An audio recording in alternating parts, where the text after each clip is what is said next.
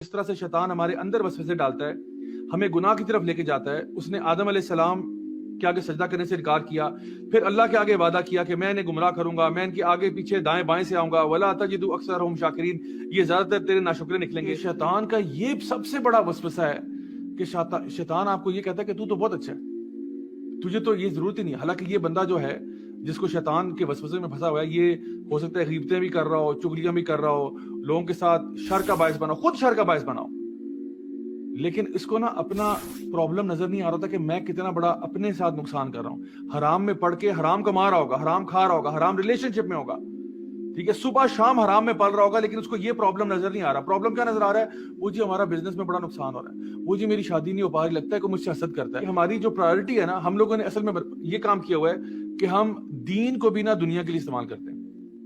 مسئلہ نہیں ہے، نبی کریم صلی اللہ علیہ وسلم نے فرمایا کہ اگر آپ اللہ تعالیٰ سے مانگے، چاہے آپ کے جوتے کا تسمہ بھی ٹوٹ جائے نا، وہ اللہ سے مانگو۔ تو یہ مسئلہ نہیں ہے کہ آپ اللہ تعالیٰ سے دنیا مانگ رہے ہیں، دین مانگ رہے ہیں، لیکن صرف دنیا ہی مانگنا اور دین نہ مانگنا یہ پرابلم ہے۔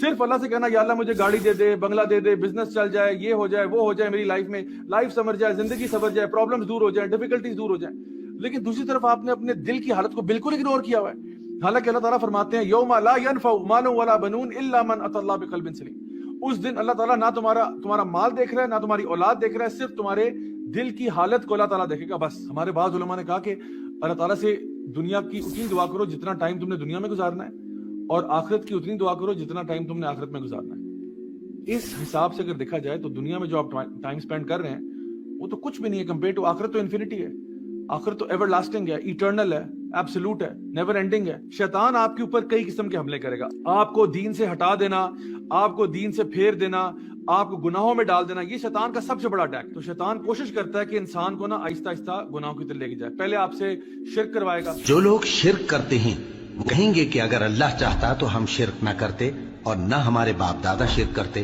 اور نہ ہم کسی چیز کو حرام ٹھہراتے۔ اسی طرح ان لوگوں نے تکذیب کی تھی جو ان سے پہلے تھے۔ اگر آپ نے شرک نہیں کیا تو چلو اچھا نماز چھوڑ دو، ٹھیک ہے، بیسک فرائض چھوڑ دو اپنے، اچھا آپ نے وہ بھی نہیں چھوڑے، اچھا ان میں کوتاہی کر لو، فرائض میں کوتاہی کرو، کوتاہی بھی نہیں کر رہے، اچھا گناہوں میں لگا دے گا، آگے پیچھے یہ گناہ کر لو، وہ گناہ کر لو، نیکیاں ضائع کرائے گا آپ سے، کہ نیکیاں آپ ایک طرف کر رہے ہیں، ایک طرف دروازہ بھی کھلا ہوا ہے، ساری نیکیاں باہر نکل رہی ہیں، یعنی یہ کام کروائے گا۔ اور کچھ نہیں ہوگا تو آپ کو لیزی کر دے گا عبادات میں، اچھا لیزی، اچھا چلو پڑھ لیں گے نا یار، نماز پڑھ لیں گے نا، بعد میں پڑھ لیں گے۔ یا پھر آپ کو اس میں ریاکاری لے آئے گا، آپ اللہ کے لیے نہیں لوگوں کے لیے نماز پڑھ رہے ہیں، یا اور کچھ نہیں تو آپ کا ٹائم ضائع کروا دے گا۔ اس کو اور کچھ سمجھ نہیں آئے گی نا تو آپ سے ٹائم ضائع کروائے گا۔ اور ابن القیم رحمہ اللہ نے فرمایا تھا کہ ٹائم کو ضائع کرنا یہ موت سے بھی بدتر چیز ہے، کیونکہ موت تو صرف آپ کو دنیا سے جدا کرتی ہے، لیکن ٹائم کا ضائع کرنا آپ کو اللہ سے جدا کر دیتا ہے۔ تو اللہ سبحانہ تعالیٰ قرآن مجید میں ویسے بھی ارشاد فرماتے ہیں کہ سورہ نحل کے اندر آیت نمبر 99 میں کہ یقیناً شیطان جو ہے اس کی کوئی پاور نہیں ہے، کوئی قدرت نہیں ہے ان لوگوں پہ جو ایمان لاتے ہیں۔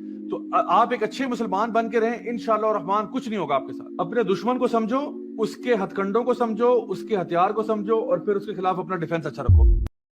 دین کی بات پھیلانا صدقہ جاریہ ہے، ثواب کی نیت سے ویڈیو کو شیئر ضرور کیجیے۔ جزاک اللہ۔